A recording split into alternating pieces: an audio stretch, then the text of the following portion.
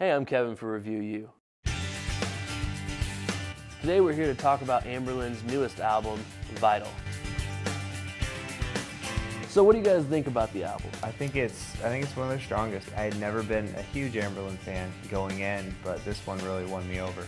Yeah, it's definitely my favorite out of all their albums. Well, that's great. Well, when did they finally come into your life? When did you guys recognize them as a group and say, hey, I really enjoy their music, I want to look into them a little more? Since high school, I've followed along. I think that was around 2007 when they released their third album. You know, I kind of got into a couple tracks here and there, but it wasn't until Vital that I really got into Anberlin as a whole. Well, you said you could relate it to other bands. Like, what other bands could you relate them to?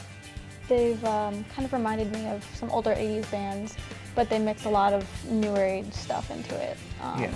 So it's kind of a weird mix. Bits and different songs will remind you of different bands. Yeah, like they put out a CD called The Lost Songs, kind of a B-side compilation album, and they have all kinds of like Smith's cover, Depeche Mode cover, so just kind of bands from that era. So you can hear that in their music a little bit, but it's not, I would never say that When in Rome sounds like Anberlin. So how would you guys compare their new album to past albums that they've had?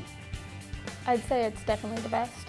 Previously, my favorite was their third album, Cities. It's got some of the heaviness that was shown throughout Cities, but it's also got some of the catchier stuff that we saw more in Dark is the Way, Light is the Place. It's kind of like what Weezer did in the 90s. They would take a heavy rock song, just kind of like you guys were singing before we started shooting, like, and they make it have pop appeal. Well, I think that's what makes a lot of bands from the 90s so likable. Yeah, that they can blend pop and rock, you know?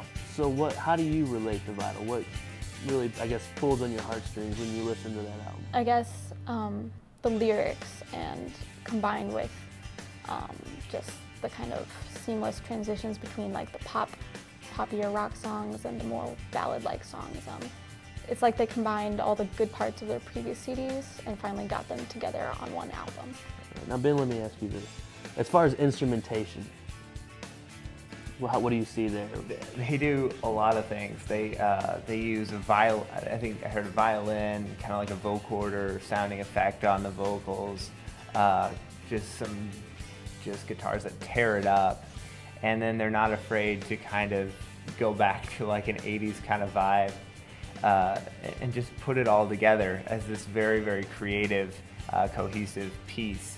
So how does Anberlin compare to some of the other artists out there today?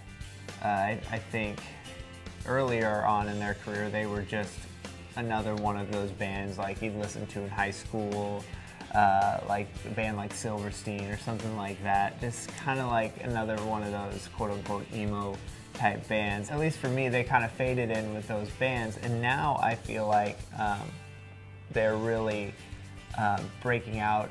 Anberlin is just, it's their own genre, I guess. And for Review U, I'm Kevin. See y'all next time.